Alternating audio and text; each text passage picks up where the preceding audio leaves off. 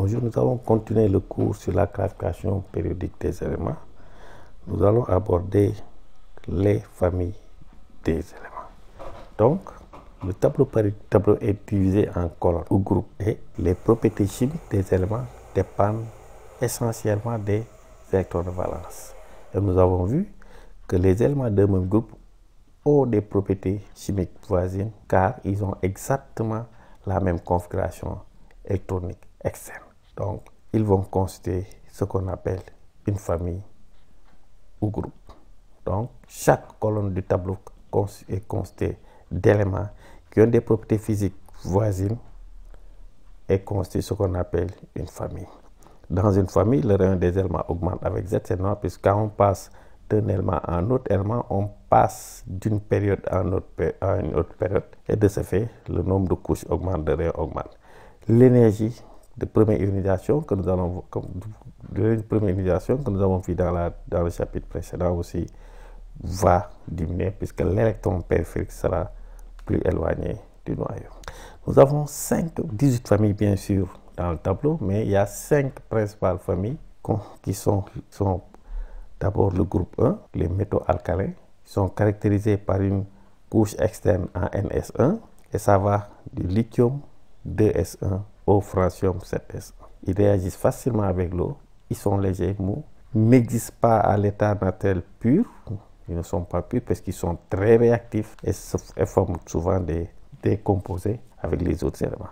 Le groupe 2, qu'on appelle les métaux alcalino-terreux, tous les éléments ont une structure en NS2, la configuration externe se termine en NS2, du beryllium 2S2 au radium 7S2 et se trouve dans la colonne 2. Bien sûr, ils ont des propriétés alcalines, moins réactifs que les alcalins mais plus durs. On les trouve aussi rarement à l'état pur dans la nature car ils sont très réactifs. Le groupe 16, la famille de l'oxygène ou les chalcogènes. Tous les éléments ont une structure externe en NS2, NP4. Ils ont une forte tendance à capter des électrons ou à former des liaisons covalentes. La famille des halogènes, qui constitue la famille des halogènes, dont le premier est le fluor, l'élément le plus électronégatif, et jusqu'à la stade 6S2, 6P5. C'est des éléments qui ont une structure externe sous la forme NS2, NP5, très réactifs, forment des acides avec l'hydrogène. On connaît l'acide chlorhydrique, l'acide iodhydrique, l'acide, etc. Les alcalins est toujours à l'état combiné dans la nature. Comme ils sont très réactifs aussi, on les trouve presque pas à l'état pur dans la nature, mais toujours à l'état combiné avec d'autres éléments. Vous avez la famille des gaz rares. On l'a vu et revu.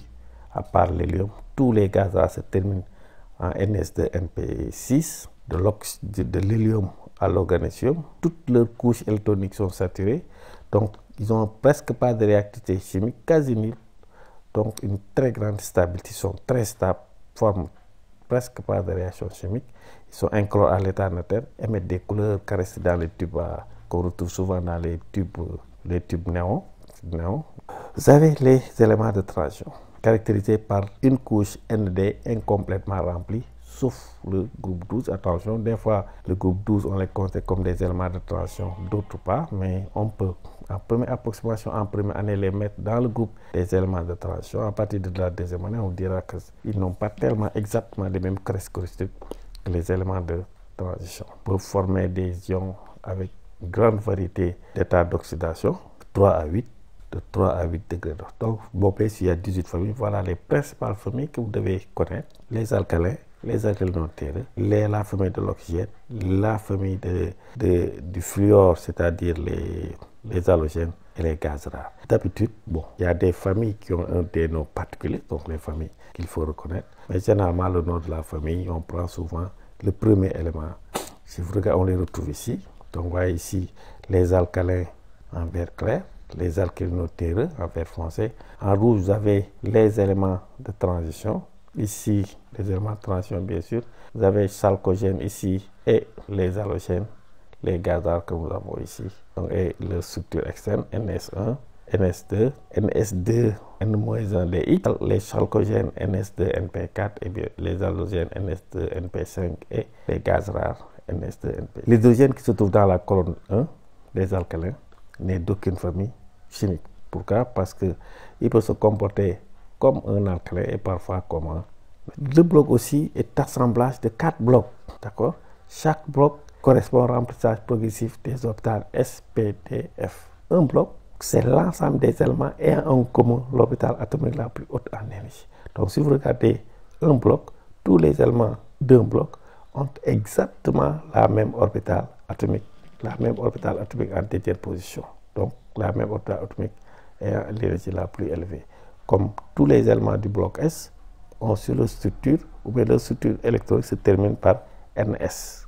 Donc c'est constitué des groupes 1 et 2 bien sûr, les alcalins et les alcylons terreux, ainsi que l'hydrogène qui est un S1 et l'hélium qui est un S2.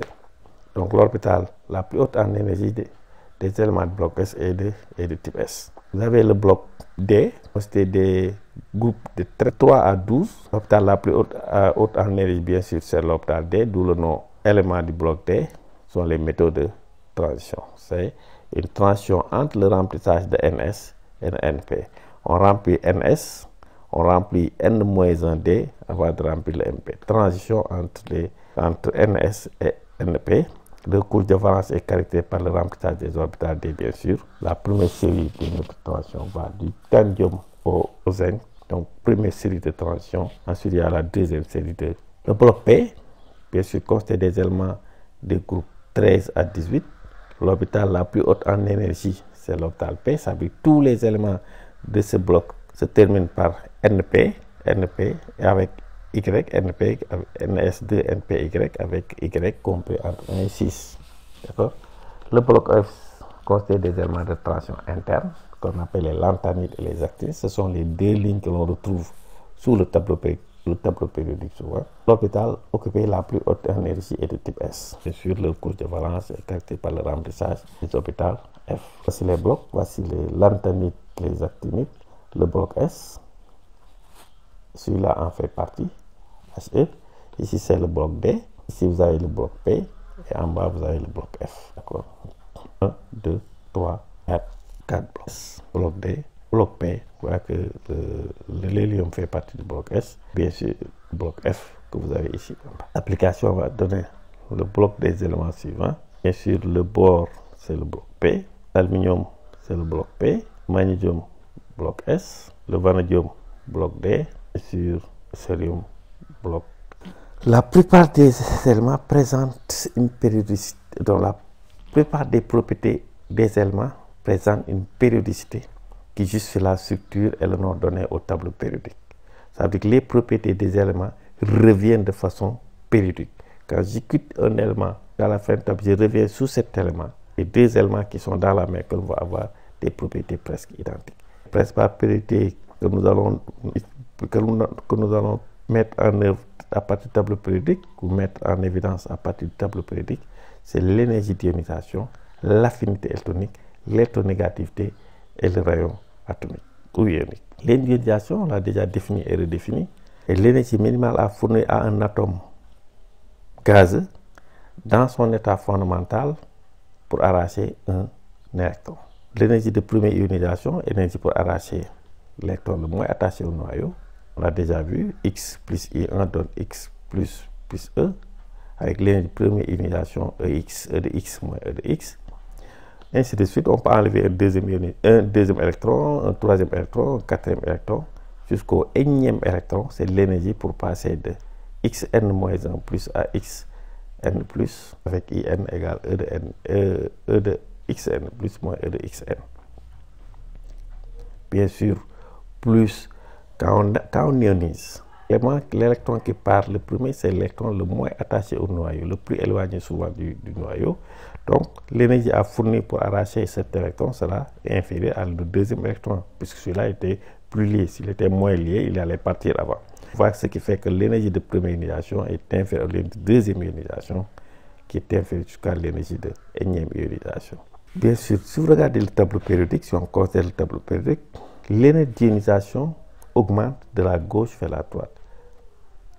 L'énergie d'ionisation augmente de la gauche vers la droite. Ça veut dire que l'énergie d'ionisation augmente le long d'une période. L'énergie d'ionisation augmente lorsque Z augmente.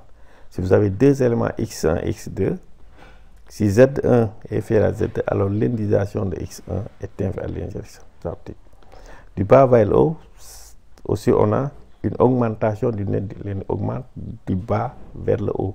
Donc dans le tableau périodique, il suffit juste de regarder, de comparer, de voir deux éléments dans le tableau périodique et vous pouvez savoir si ces deux éléments appartiennent à la même ligne, à la même colonne, de pouvoir comparer les unités d'ionisation. Le long d'une colonne, bien sûr, l'indice augmente du bas vers le haut ou diminue du haut vers le bas. Le long d'une colonne, si vous avez deux éléments, x1, x2, avec z1, z2, leur nombre de masse, le nombre de charges, si z1 est inférieur à z2, alors l'individualisation de x1 est supérieure à l'individualisation de x2. On peut comparer ici, par exemple, BE, deuxième période, troisième colonne, on a déjà vu comment faire ça, N, deuxième période, 15e colonne, N, BN appartient à la même période, donc si deux M appartiennent à la même période, celui qui a le Z le plus élevé a l'individualisation la plus élevée. Donc l'individualisation de N est supérieure à l'individualisation de B. Deuxième période, 13e colonne, B et G appartiennent à la même colonne, le long d'une colonne, l'élément qui a le Z le plus élevé a l'individualisation la plus faible. Z de B est inférieur à ZA, donc l'individualisation de B. Donc voici le classement par ordre d'ionisation. L'énergie électronique représente l'énergie libérée par la fixation d'un électron. Ça veut dire que si vous voulez augmenter le nombre d'électrons d'un élément, il faut que cet élément libère de l'énergie. Donc l'affinité électronique. Si on veut ajouter un électron sur un élément, il faut que cet élément-là libère de l'énergie. Donc on voit que X plus E, à l'état gazeux bien sûr, donne X moins plus individualisation. Bon, bien sûr, comme c'est le système qui fournit l'énergie, donc elle est normalement négative, mais par convention, on prend sa valeur absolue et on considère la réaction, ou on considère la réaction inverse, d'accord, pour avoir une valeur positive. Cependant, A est difficilement mesurable. Elle varie comme l'ionisation, elle augmente de la gauche vers la droite le long d'une période et de bas vers haut le long d'une colonne. On fait une application qu'on considère. On considère l'atome de chlore, on détermine son affinité électronique, son électronégativité dans l'échelle de Millikan, on verra son rayon, ainsi son dans l'échelle d'Olred et Rousseau. On détermine Z étoile, X plus, on détermine Z étoile, L moins, même chose, Z étoile prime. Donc ça nous permettra d'appliquer les approximations de Slater pour déterminer les différentes énergies d'ionisation ou l'affinité électronique. Affinité électronique, bien sûr, Cl plus électron, Cl moins plus AE. Donc AE égale E de Cl moins.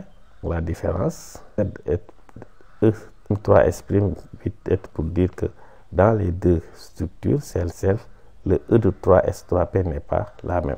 On a plus 6,09. On utilise les approximations de Slater pour calculer l'affinité électronique.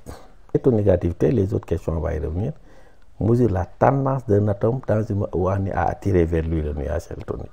Une grandeur sans dimension traduit l'attraction qu'un atome exerce sur les électrons d'un autre. Un atome électronégatif a une énergie d'ionisation et une affinité électronique élevée. Donc les éléments les plus électronégatifs ont souvent des énergies d'ionisation élevées et des affinités électroniques élevées. Mais pour déterminer ici, on a plusieurs échelles. Nous avons d'abord l'électronégativité augmente gauche à droite le long d'une période, augmente de gauche à droite le long d'une période, bas vers haut le long d'une colonne. Mais attention, ici dans ce raisonnement-là, les gaz rares ne sont pas concernés. Ça s'arrête à la colonne des halogènes, puisque les gaz rares n'ont pas d'électronégativité. Ils ont leur couche totalement remplie, aucune tendance à attirer des électrons. Quasi nul, donc l'électronégativité des gaz rares est quasi nulle. Il y a l'échelle de Millikan, qui dit que l'électronégativité est proportionnelle à la somme de l'énergie de première ionisation de l'affinité électronique. On voit que quotient de proportionnalité, bien sûr, c'est à l'inverse de l'électron-volt, et bien sûr, les deux là sont exprimés en électron-volt. Ici égale K fois I1 plus I1. La question B, donc X égale K fois I1 fois E. Ça fait 6,40, on l'a donné, plus 6 sur 30, ça fait 3,5. 56. L'échelle de Pauling est la plus couramment utilisée, basée sur les énergies de dissociation des molécules XY, XX et Y. Donc on considère les énergies d'ionisation de ces trois entités pouvoir déterminer l'échelle de Pauling. Donc on considère l'énergie de dissociation XY, comme si on avait HCl, ClCl, HH. D'accord? On peut déterminer.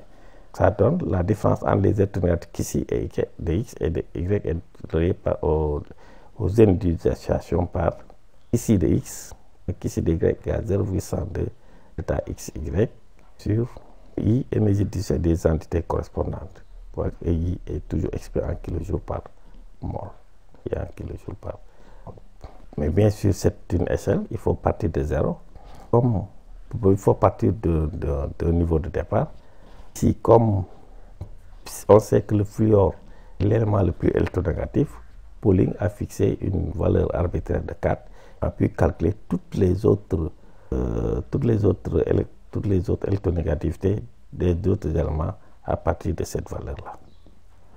Exemple, déterminer l'électron selon Pauling de l'atome de chlore, sachant que I de H égale 2,2, une dissociation de H2 435, de la dissociation de Cl2 240, les deux H et qu'appliquer la relation, on trouve la valeur de 0,25. Celle d'Orred et Rochow, si l'électronégativité est calculée en fonction de la charge effective et par une formule empirique déterminée expérimentalement, on dit que X, qu'ici 0,359, qu'on appelle la charge effective du noyau de l'électron considéré, souvent c'est la couche externe, carré, plus 0,740. Ici, nécessairement, le rayon est exprimé en Armstrong. Donc, considère l'atome de chlore, déterminer son rayon, on a presque toutes les données, égal à 0n étoile, z étoile, et égal 0,78. Donc, dans l'échelle d'Orred et Rochow, on remplace juste rho, 78 carré, vous avez la valeur de ici. Et sur toutes les valeurs dans les échelles, chacun a pris une rang bien définie.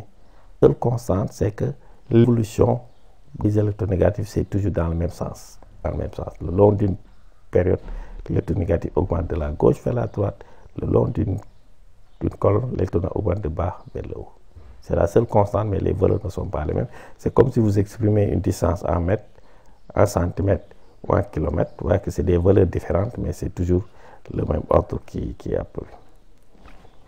Dans les molécules diatomiques homonucléaires, le rayon atomique est la moitié des distances séparant les deux noyaux. Donc voilà ce qu'on appelle le rayon atomique.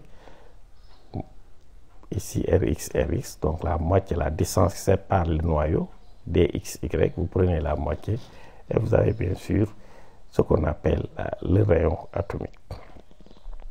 Dans une période, bien sûr, le rayon augmente, c'est normal. Dans une période, le rayon atomique décroît, diminue, quand Z augmente, puisque la force d'attraction entre le noyau et les électrons augmente progressivement. Donc, ici, le rayon augmente de la droite vers la gauche ou diminue de la gauche vers la droite. De même, ici, c'est une évidence que lorsqu'on descend dans le tableau périodique, le nombre de couches augmente, puisque le premier élément, c'est une couche, deuxième élément, deux couches, troisième élément, trois couches, donc le rayon va augmenter. Donc, vous regardez bien que le rayon atomique varie en sens inverse des d'ionisation. Le rayon augmente de la droite vers la gauche, augmente de haut vers le bas. L'ionisation augmente de la gauche vers la droite, de bas vers le haut. Donc là, c'est par ordre croissant ces rayons. Regarde juste, même colonne, même ligne, 18 ligne 3, colonne 18 et même ligne. En fait, les ions ne se trouvent pas dans le tableau périodique, mais on les compare avec des éléments isoélectroniques. Même les deux là sont isoélectroniques, ils ont exactement le même nombre d'électrons. Mais comme la force d'attraction ici, 12 protons qui attirent 10 électrons, la force d'attraction la plus importante ici, c'est que le rayon de Mg2+ est plus petit que le rayon de N. Donc, le raisonnement là contient pour classer tous les rayons. Pour comparer juste le nombre de protons, le nombre d'électrons qui s'attirent, plus la force d'attraction est élevée, plus le rayon est petit. Second semestre.